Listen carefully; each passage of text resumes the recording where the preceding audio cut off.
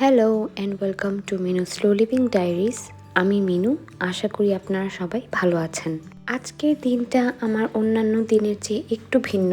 আমার ডে টাইমের অফিস আওয়ারের সময় এভেলিনকে যে বেবি সিট করে সে কিছুদিনের ছুটিতে গিয়েছে। আবার আজকে আমার হেল্পিং হ্যান্ডও আসবেন না, যিনি আমাকে কিচেনে হেল্প করেন। আর ইভানও কাজ নিয়ে সারাদিন ব্যস্ত থাকবে, ফিরতে ফিরতে রাত হবে। মানে আজকে সারাদিন দুই বাচ্চাকে নিয়ে আমার বাসার টুকিটাকি কাজ করতে হবে, ওদের দেখাশোনা করতে হবে এবং সেই সাথে আমার অফিস আওয়ারও মেনটেন করতে হবে। একজন ওয়ার্ক ফ্রম হোম মা হিসেবে সকাল থেকে দুপুর পর্যন্ত কোনো হেল্প ছাড়া আমার রুটিন কেমন হয় আজকে আমি সেটাই শেয়ার করব। সকাল সকাল দিমিত্রি আর এভেলিনের নাস্তার পূর্ব শেষ করে আমি বিছানাটা গুছিয়ে নিচ্ছি। তারপর আমি আমার নাস্তা রেডি করব। আজকের নাস্তায় আমি লাল আটা দিয়ে ক্রিপস বানাবো। এই রেসিপিটা একেবারেই সহজ। হাফ কাপ লাল আটার সাথে অল্প একটু লবণ আর একটু গোলমরিচ দিয়ে হাফ কাপ পানির চেয়ে একটু বেশি পানি দিয়ে ভালো করে মিক্স করে নিতে হবে। ক্রিপসের ব্যাটারটা যেন খুব বেশি থিক না হয়, আবার খুব বেশি পাতলা না হয়, এটা খেয়াল রাখতে হবে।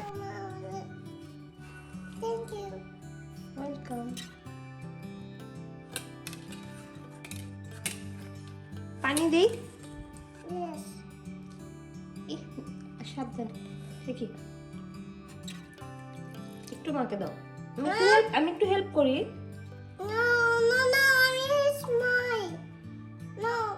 মিক্স করো।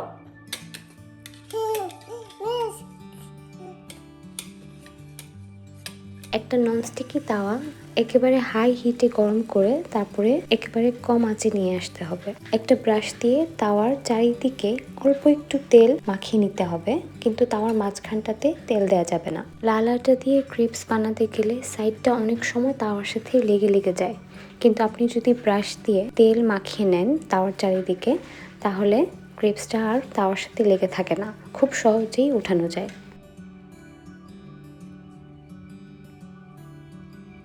তারপর আমি দুটো সসেজ ভেজে নিয়েছি আর সাথে কয়েক পিস ক্যাপসিকাম আর একটা টমেটো হালকা আঁচে একটু নেড়ে নিব। আমি যখনই পারি হাতে একটু সময় নিয়ে সকালের নাস্তাটা ভালোভাবে করার চেষ্টা করি।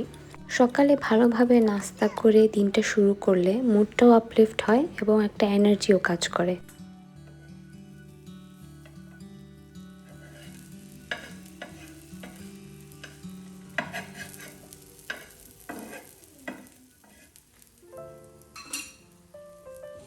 এবং আমার ব্রেকফাস্ট প্লেটার রেডি। নাস্তাটা শেষ করে বাসার দু একটা কাজ গুছিয়ে আমি আমার অফিস আওয়ার ম্যানেজ করার চেষ্টা করব। হোম অফিস করার সবচেয়ে বড় ঝামেলা হলো আপনি বাসার কাজ আর অফিসের কাজ খুব সহজে আলাদা করতে পারবেন না। আর বিশেষ করে বাসায় যদি বাচ্চা থাকে তাহলে তো কথাই নেই, এটা আরও কঠিন হয়ে যায়। যাই হোক, এই হলো আমার গত 3 দিনে জমানো শুকনো কাপড়ের স্তূপ। আমি প্রতিদিন মনে করি যে আজকে ভাঁজ করব, তারপর করি না, আর এরকম করে করে এটা জমে এত বড় হয়েছে। হোম ক্লিনিংয়ের টাইমল্যাপস ভিডিও দেখতে আমার খুবই ভালো লাগে, তাই ভাবলাম আমার কাপড় ভাঁজ করার একটা টাইমল্যাপস করে দেখি কেমন লাগে। আর এই উসিলে আমার কাপড়গুলোও ভাঁজ করা হয়ে যাবে। আধা ঘন্টা 1 ঘন্টার কাজ 10 সেকেন্ডে হয়ে যাচ্ছে, এরকম ভিডিও দেখতে বেশ মজাই লাগে। আমার এই সোফা কাম বেডের কথা আমি আরেকটা ব্লগে আপনাদের সাথে একবার শেয়ার করেছিলাম। এটা থাকার কারণে আমার বিছানায় কোনো কিছু জমে না।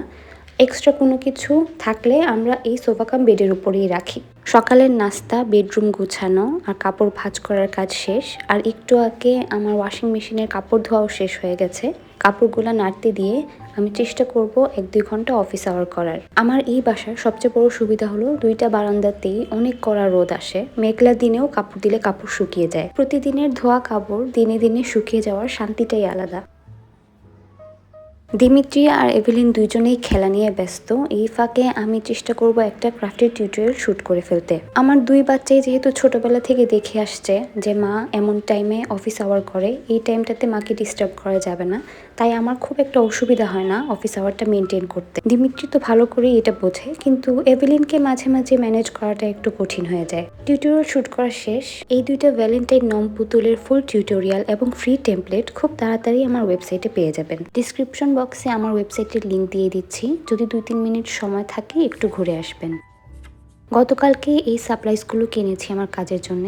এই পেপারগুলো কিনেছি ব্যাকগ্রাউন্ডে ইউজ করার জন্য। অনেক দিন ধরে গুগলি আইস খুঁজছিলাম, ফাইনালি একটা স্টেশনারি দোকানে পেয়েছি। তারপর নিয়েছি এই ফ্লাওয়ার পাঞ্চিং মেশিন।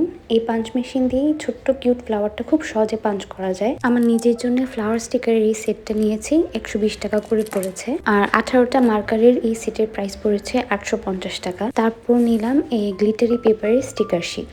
সাপ্লাইসগুলো গুছিয়ে আমার দিনের অফিস আওয়ারটা শেষ করে ফেলবো, তারপর চলে যাব দুপুরের খাবার রেডি করতে।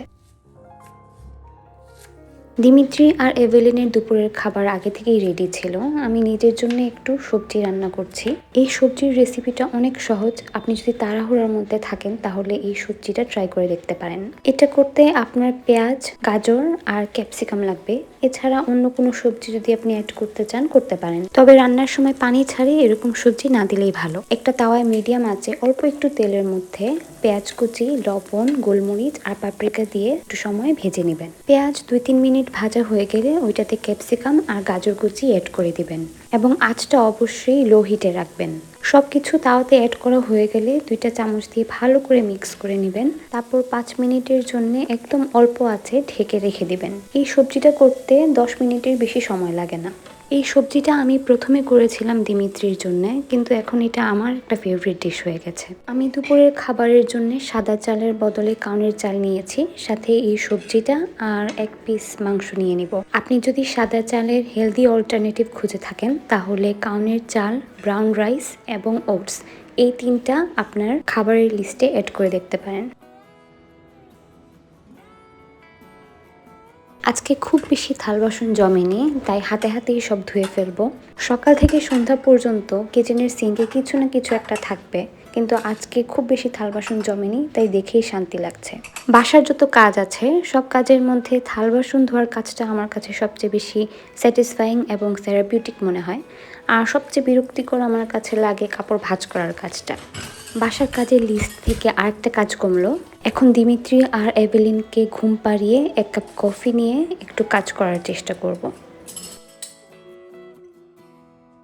আমার আজকের দিনের প্রথম কফির কাপটা দেখতে আর ধরতেই ভালো লাগছে। কফির সাথে আমি এই কোকোনাট ক্রাঞ্চ বিস্কিটটা খাবো।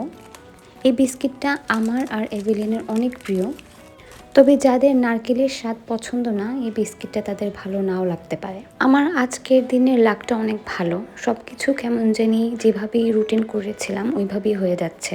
বিকালে দিমিত্রি আর এভেলিনকে অত সহজে ঘুম পাড়ানো যায় না, কিন্তু আজকে ওরাও ক্লান্ত, খুব তাড়াতাড়ি ঘুমিয়ে পড়েছে। আর এই সুযোগে আমি হাতের কিছু কাজ গুছিয়ে নিব আর নেক্সট উইকের প্ল্যানিংটাও করে ফেলবো। আমার মান্থলি প্ল্যানিং, উইকলি প্ল্যানিংয়ের সময় আমি বিভিন্ন ধরনের স্টিকি নোটস আর স্টিকার ইউজ করি। জার্নালিংয়ের মাধ্যমে উইকলি প্ল্যানিং করলে কাজও স্ট্রেসফুল মনে হয় না, আর প্ল্যানিং করতেও অনেক ভালো লাগে। যদিও আমি জার্নালিং করি খুব বেশি দিন হয়নি, তারপরও গত 2 বছরে আমি টুকিটাকি অনেক কিছুই শিখেছি এবং জেনেছি। আমার মান্থলি প্ল্যানিং, উইকলি প্ল্যানিং এবং জার্নালিং নিয়ে একটা ব্লগ করব ভাবছিলাম। আপনারাও যদি এরকম একটা ব্লগ দেখতে চান আমাকে কমেন্টে অবশ্যই জানিয়ে দিবেন। আর এই ছিল আমার বিকাল পর্যন্ত রুটিন, কোনো হেল্প ছাড়া একজন ওয়ার্ক ফ্রম হোম মম হিসেবে। শেষ পর্যন্ত আমার ব্লগটা দেখার জন্য অনেক অনেক ধন্যবাদ। ভালো থাকবেন, সুস্থ থাকবেন। নেক্সট ব্লগে আবারও কথা হবে।